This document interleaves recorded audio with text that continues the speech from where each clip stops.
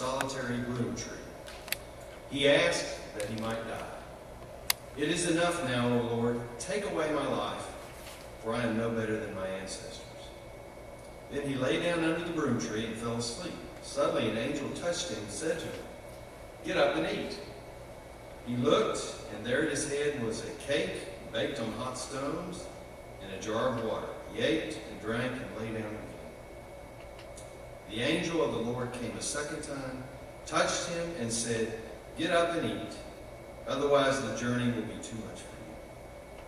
He got up and ate and drank. Then he went in the strength of that food 40 days and 40 nights to Horeb, the Mount of God. May God bless the reading of his word. Well, I'm very thankful and grateful for this opportunity to come before you today. I appreciate Winky thinking about me. Just a little about me in terms of doing this kind of thing. I don't do it that often, but I try to be ready and available when the Lord calls upon me and gives me an opportunity to preach. I attend the Methodist church just down the street, Trinity United Methodist, and I have been a lay speaker for a number of years there, and I'm always thankful for the opportunity that God gives me. If we could just start out with a short prayer. Almighty God, this message today is yours. Lord, help me get out of the way and let your Holy Spirit deliver the word that you have for us today. I ask your blessing upon each person here, Lord, and each person that couldn't be here today. Those who are sick in the nursing home, in the hospital, those who need a touch from you, Lord, we remember them. We're so thankful to be able to come to your house today, Lord. We ask all this in your blessed name. Amen. So the title of my message today is Get Up. And it's a story about a mighty man of God who was gripped in the grasp of fear. And my hope today is that we'll be able to identify with Elijah and that we can learn how God met this man in his greatest time of need, in his fear. He was ready to give up. And God empowered and provided Elijah just what he needed to move on, to rise for the challenges ahead. Well, one summer night during a severe thunderstorm, a mother was tucking her small son into bed.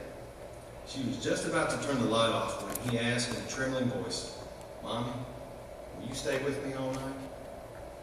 His mother smiled and gave him a warm, reassuring hug. She then said tenderly to her son, "I can't, dear. I have to sleep in Daddy's room." We got real silent for a while. And last, the boy said, "The big sissy." God stays with us through our long night of fear, amen. And he's still there when the sun rises. And I pray that he will give us the courage to face our fears. So just a little bit of background on Elijah. Most of you know the story about Elijah in the Bible. He was a prophet who lived from about 900 to 850 BC. I thought this was interesting. His name means the Lord is God. So if your name is Elijah, that's a pretty cool thing. Elijah is mentioned more times in the New Testament than any other Old Testament prophet. Obviously, as we'll find out, he was the enemy. As God's prophet, he was the enemy of King Ahab and especially Queen Jezebel. He was cared for by a widow. And also God sent ravens to feed him during a time of famine which lasted more than 3 years. And as an agent of God's healing power, Elijah revived the widow's son, who actually died. And Elijah called out to God and brought him back to life. But Elijah is probably best known for his victory on Mount Carmel. And this is the story that you probably remember. Elijah challenged 450 prophets. And when I say prophets, I'm using the quotes because these are false prophets of Baal and Asherah. These were the wicked, evil pagan religions that were prominent in the land of Israel at the time. So he challenged these 850 prophets to a contest and said, "We're going to put a sacrifice on this altar. You call on your God. These 850 prophets call on your God to come down and burn the sacrifice, and obviously they failed. Regardless of how hard they tried, those gods couldn't do anything. And Elijah actually poured water on the sacrifice all over, making it that much harder, but it wasn't too tough for God. When he called upon Yahweh, fire came down from heaven and not only cooked that sacrifice, but all the water around it too. And then, if you remember, Elijah made a sacrifice of those evil prophets and put them to the sword. Well, Elijah had won, but actually it was God, Yahweh, right? And the crowd exclaimed, they shouted, "The Lord, He is God. The Lord, He is God." That's from 1 Kings 18:39. Which is accurate about God, but it's also, if you remember, Elijah's name. They were calling out Elijah's name. The Lord is God. So how did Elijah go from hero to chicken? What happened? How could this man who was the bold prophet, who proclaimed a time of famine to Ahab, challenged this army of false prophets, defeated them, how could he suddenly lose his courage? If you go back to verses 1 through 3 of 1 Kings 19, this is what it says. Now Ahab told Jezebel everything Elijah had done and how he killed all the prophets with the sword. So Jezebel sent a messenger to Elijah to say, "May the gods deal with me, be it ever so severely, if by this time tomorrow I do not make your life like one of them," meaning the prophets that Elijah had killed. Elijah was afraid and ran for his life. Maybe this has happened to you. Maybe you've had a time where you've been on top of the world and the view looks great, right? Maybe you've had a major victory or a string of victories. Things are going awesome. And then the ground collapses from underneath you. What do you think Elijah's expectation was that would happen after his big victory on Mount Carmel? Do you think the crowd would hoist him up on their shoulders and carry him off like he just won the Super Bowl? And then they would march into town and maybe throw out Ahab and Jezebel, and the people would turn to Yahweh? We don't know what was in his heart, but this points to a danger zone, and that is that our victories can be opportunities to either honor and glorify God or to feed our egos and expectations. Elijah got no celebration. Instead, he got a death sentence. So Elijah runs and hits rock bottom. In verse 4 it says, he went a day's journey into the wilderness and came and sat down under a solitary broom tree. He asked that he might die. It is enough. Now, O Lord, take away my life, for I'm no better than my ancestors. Have you ever seen such a quick and dramatic turnaround in somebody's outlook? I mean, how do you square these two things? All of a sudden, he's God's prophet who called upon God and had this major victory. And now, just because this queen says she's going to put a death sentence on him, he's running for his life. How could this happen to such a man of God? What does this tell us? First of all, it tells us that Elijah is human. If there's any question about that, it's been put to rest, right? He's just like us. We can go from the top of Mount Everest to the deepest pit of Death Valley, just like that. But I find it refreshing and encouraging that God gives us these examples in His Word. Whether it's Elijah or think about King David. How about Peter or Jonah? These were all great men of God, but who had their time of failing and falling, messing up. And yet God is patient with us just like He was with Elijah. I found this proverb. It comes from the nation of Rwanda, which is in Africa. It goes like this. You can outdistance that which is running after you, but never what is running inside you. And so immediately, because this is in Africa, I had this image of somebody running away from a lion or something. You can outdistance that which is coming after you, but not what was within you. Elijah got away from Jezebel, right? But he didn't get away from his need to address that inner need to trust God. Trust God for his outcome. Another famous quote about fear is, never run from your fears, because when they catch up to you, you're too tired to fight them. I think Elijah would say amen to that, right? Because he fell asleep as soon as he got rid of that tree. So what about God's provision? How does God respond? First of all, does he answer Elijah's prayer? What did Elijah pray? That I might die and take my life. Did he answer that prayer? No, he didn't. And it's interesting. Elijah is one of the few people who never died on earth. If you remember the story in 2 Kings chapter 2, Elijah and Elisha are walking along together, and all of a sudden these chariots of fire and horses come out of heaven and take Elijah up into heaven.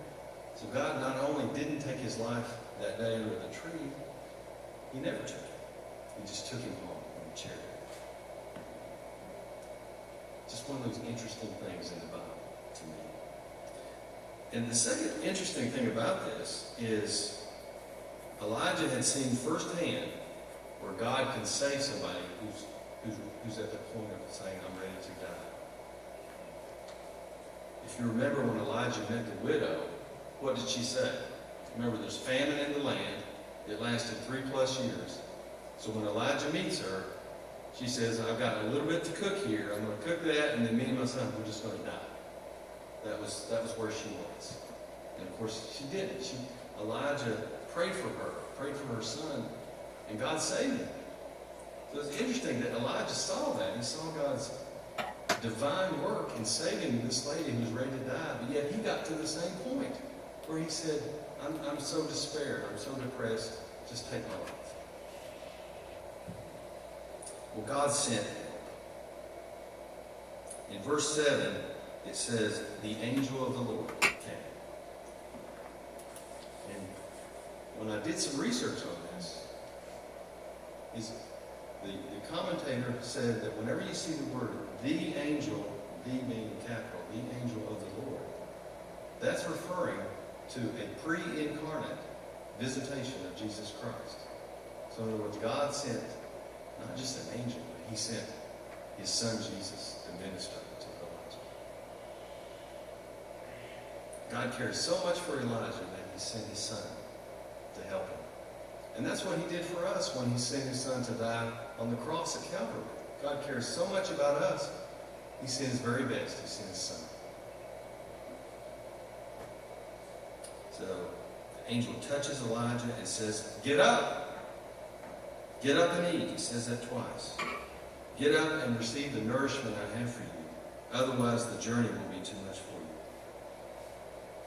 Maybe you're at a point where you feel like Elijah.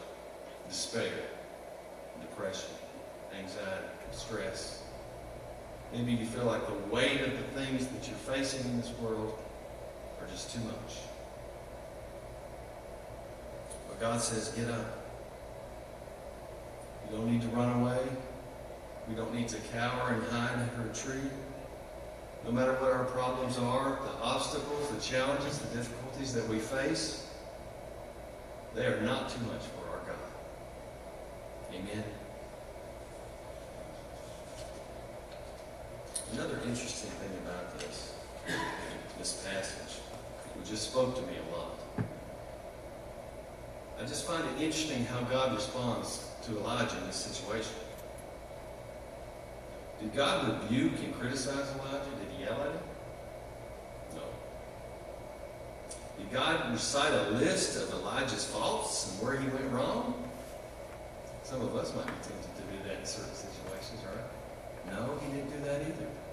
God gave Elijah tenderly, gently, exactly what he needed to get back up and get in the game. First, he gave him shelter, right? Took him to a broom tree, which I understand is a tree might be generous here because it's a little more than a shrub, or a bush, but it was a place where he could rest and get away from the heat of the day. gave him rest, right? If you remember, he slept twice during this period. God gave him a chance to refresh, to get his rest. What about his physical needs? Elijah got divinely prepared food. Can you imagine how good the food tastes when God cooks it? Elijah looked up, and right beside him, there's food and water right there. And when you're so tired from the journey and you're so hungry, just imagine how good that is. God provides for us. And then God gave Elijah confidence. He said, get up, get prepared for the journey. And Elijah went 40 days, not only on the food, but in the confidence that God cared for him so much. So what can we learn from this? I wrote down 4 things that kind of stuck out to me from this passage. The first one is that whenever we have great victories in life, we can expect trials and challenges to come on. You know, that's part of our humanity, right? But I would ask you this. Which of the two do we learn the most from and grow in our faith from? Adversity or the good times? We typically learn a lot, and we grow in our faith during the trials and the challenges.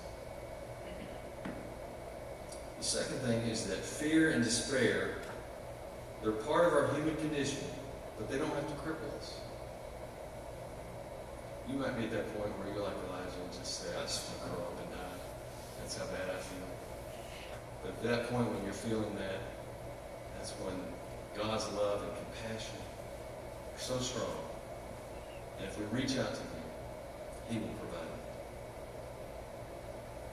it. The third thing is we must trust God for the outcome always. I kind of wonder, like I said, what Elijah thought was going to happen after his big victory at Mount Carmel. And it probably wasn't, he probably did not expect that he was going to get, a death mark on his head. But God used that, regardless, to help Elijah move on. As far as we know, Elijah never stumbled like this again. And if you remember Peter's story, when Peter denied Jesus 3 times, what happened after that? Peter was on fire for Jesus. And the story of Peter is that when he was crucified, he asked to be crucified upside down because he had denied the Lord. But Peter was responsible for the conversion of many. He spoke strongly for God and for Jesus. So we must trust God for the outcome. And the last thing is that God is with us when we fear and mess up. But when we fall down, he is there to provide exactly what we need to pull us up together. So I pray for each of you, when you fall, when you stumble, when you mess up, that you'll reach out in faith for the hand of God who's there to pull you back up. Let us pray. Almighty God, thank you for the story of Elijah, highlighting his fears and failures and how we are so much like him, but also his faith to get up and move forward after you restored and refreshed him for the journey ahead. May we likewise receive nourishment for our bodies and souls for the week ahead. In the name of the Father, Son, and Holy Spirit.